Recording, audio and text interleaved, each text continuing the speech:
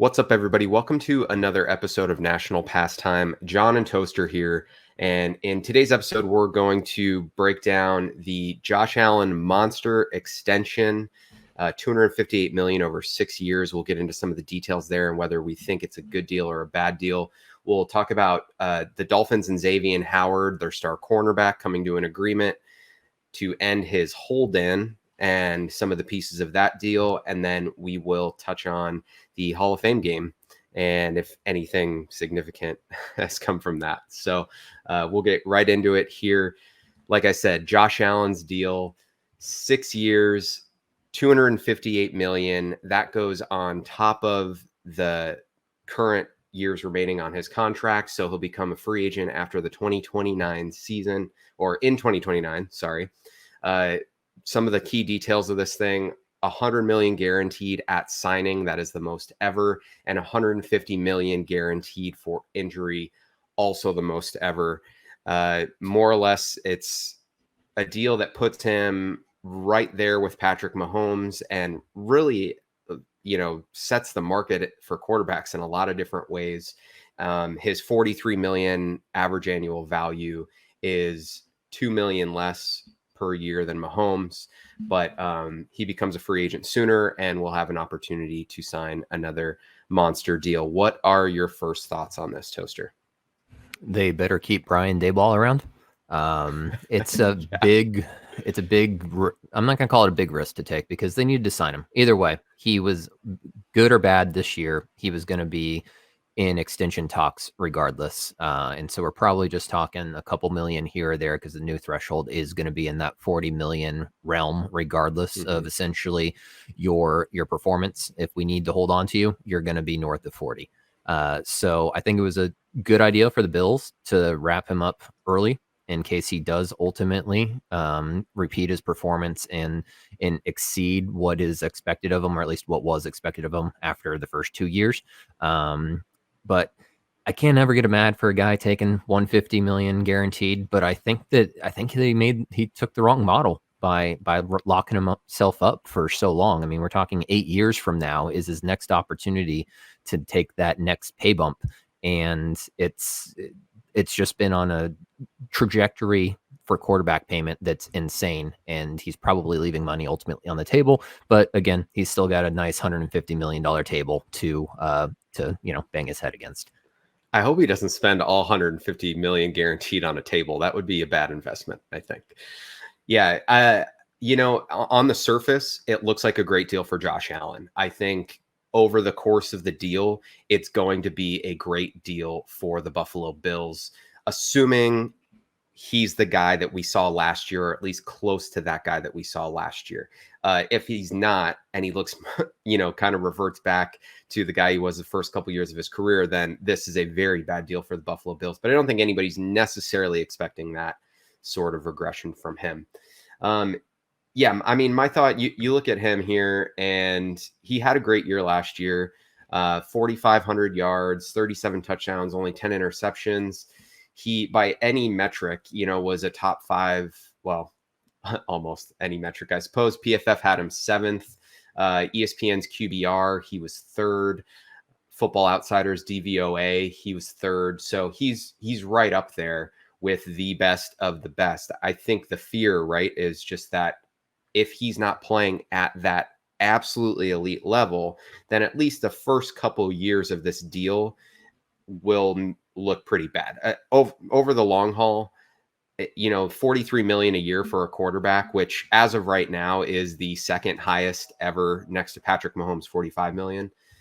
It's going to look like okay money, for like a top 10 guy in the next handful of years. Like you said, he's probably leaving money on the table.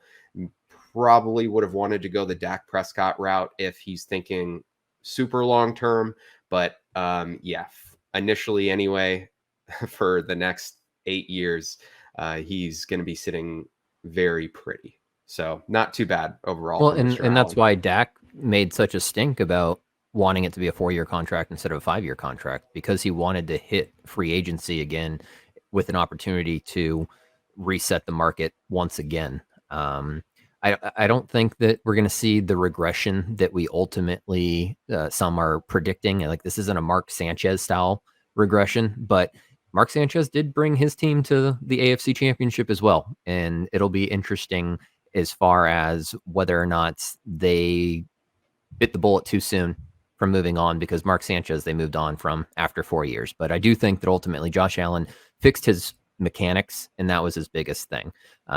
Stephon Diggs, I think, had a tremendous thing, or a Yeah. tremendous part in his success. So as long as they continue to invest in that offense, then he ultimately will be worth the money. It'll probably be a neutral deal for both sides long term.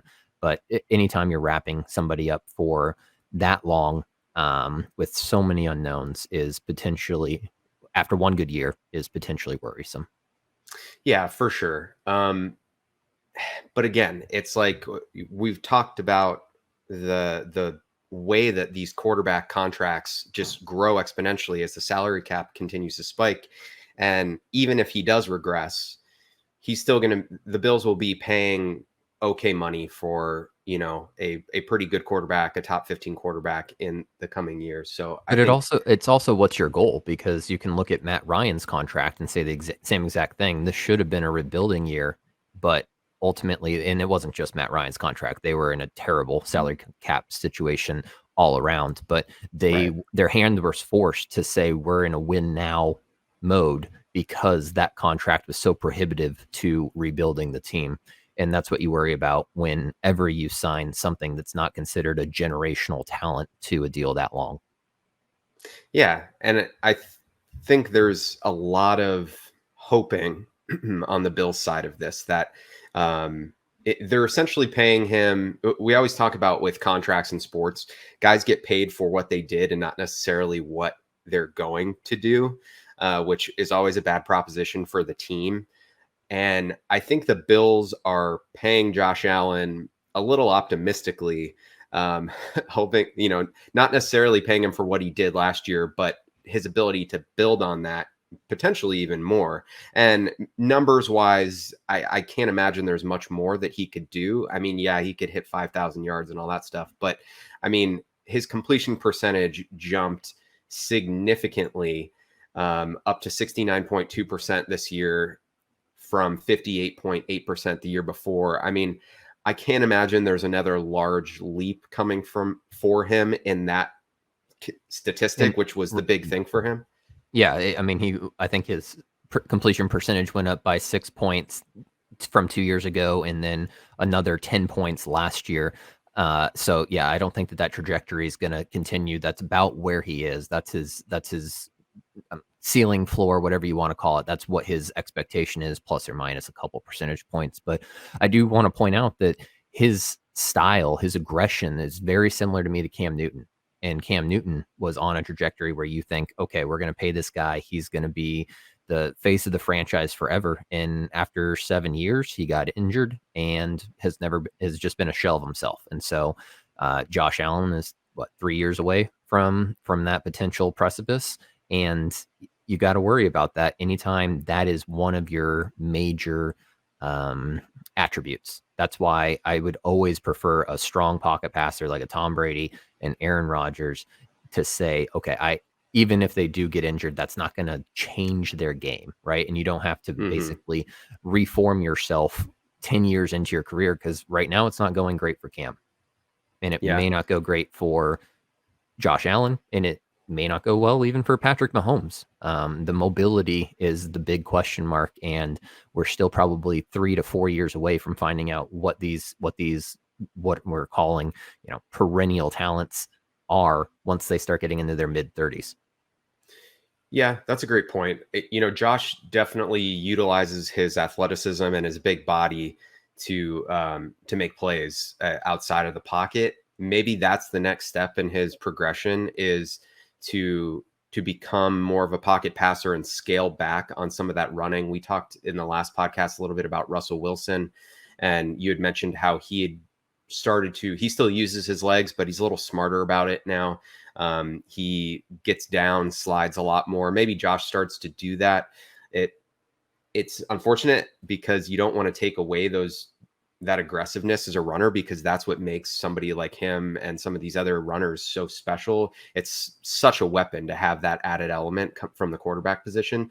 But you're ultimately now talking about a $258 million investment.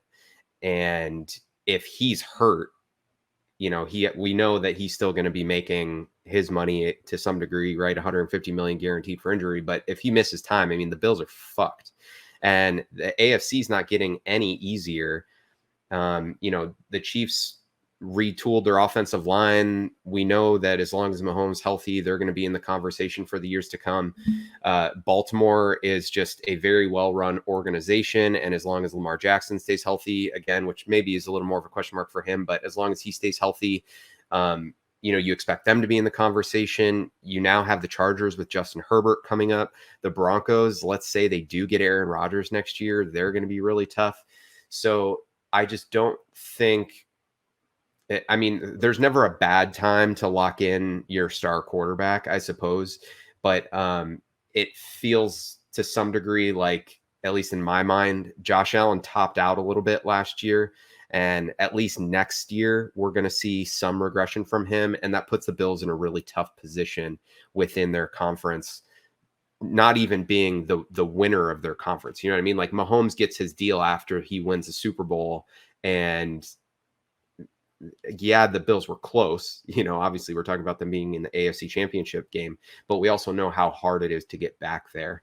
So it's going to be really interesting for the Bills and for Josh Allen moving forward. It really all is going to come down to, is he the guy he was last year, or is he closer to the guy he was his first couple of years? And I guess we'll find out And you're soon. going to hope that the salary cap keeps going up so that they can continue to put top tier talent around them, because that's always the issue with signing these quarterbacks to contracts that are at least double their next closest highest paid player, most of the time even pushing 30 million more than their next highest paid player, like 45 Right. million per year.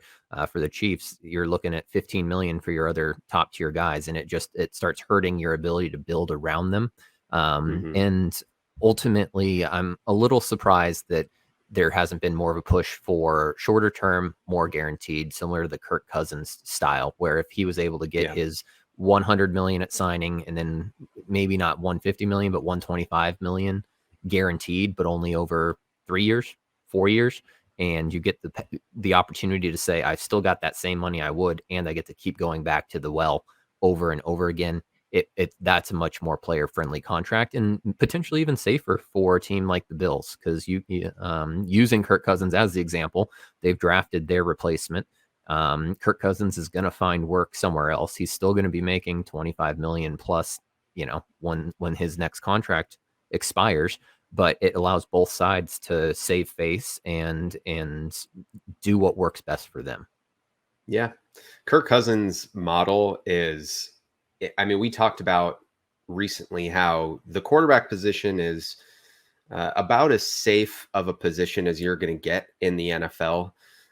They're very protected, obviously, by the rules, and you, to some degree, hold your fate in your own hands with the ability to get the ball out quickly and things of that nature. So you're not as worried about injury striking at least for Kirk Cousins, a guy that's a pocket passer, right? The same way you would a Lamar Jackson or a Kyler Murray, maybe. But that model is, take that all day, right? Yeah. Like, I don't know why we're not seeing more of that. That's the way that most NBA stars have started to shift the way that they structure their deals. And it also allows them to make more money as the cap goes up. And I mean, I'm sure for Josh, don't get me wrong, like, from a personal side, if somebody's handing me a $258 million contract and I know I'm going to be making at least $150 million of that, but whatever, that's 258 over 6 years. It's really hard to turn that down, especially with a lot of the little things built into the deal that he's the highest ever at, or, close to anyway. But yeah, I guess, like, you really wonder what's the driving force for Josh Allen in signing that sort of deal versus a shorter term deal a la Kirk Cousins. I think, to me, this says that Josh Allen is committed to the Bills. But the And Bills aren't even committed to the Bills. It might be the Austin Buffaloes in 3 years. So those are the things that there's so many things that evolve over time. If you lose your head coach, or you get head coach gets fired, and you're in an Aaron Rodgers situation where you don't agree with the upper management anymore, it's just yeah, it takes a little bit of power away from him. Ultimately, the players in this one position, it's not as big of a deal because they do still have to show up today, but they get a say. Rodgers got his Cobb, hmm, so boys will be boys. They'll get what they want, but it's 6 years from now, especially when you're 25 signing this contract, like that's hmm. a big difference. All right. Well, on that note, um, I think, are we done here? We anything else you kind of want to bring up with the Josh Allen deal? No, I wish him the best. I hope that they're continue to be successful. I want players to get paid, and I do hope that I appreciate the NFL and that players don't move around anywhere, or at least their superstar marquee players don't move around as much. You would love to have a quarterback that is the face of the franchise and the face of the franchise for 20 plus years, a la Tom Brady. I mean, it's cool to see him play for another team, but if he had moved around after 8 years, 8 years, 8 years, it's a little bit of a different story. Yeah, it's unfortunate that we think of it that way, but there is something to be said, or I don't know, something about maybe just this inherent loyalty you think of when you see a guy, and that's a trait that most people Yeah. value. So, yeah, And it's a win for all other quarterbacks too. I'm sure Lamar Jackson's mom was looking at this deal pretty under a lot of scrutiny, and then Baker Mayfield also yeah, excited for what they ultimately got. I don't think either of them get anywhere near this, but no, it can't hurt to have that as a bargaining chip. no, and maybe they take more of a Dak Prescott approach and take a little bit shorter term and reach some of these other points on the guaranteed money and all of the guaranteed money and all of those other pieces. But yeah, I don't think they're touching a lot of this other stuff. This is a pretty historic deal for the Yeah. most part. If Lamar can Um, get a 6-year contract out of the Ravens, he should go for it though. yeah, well, it's a little bit different for him for sure, but I agree.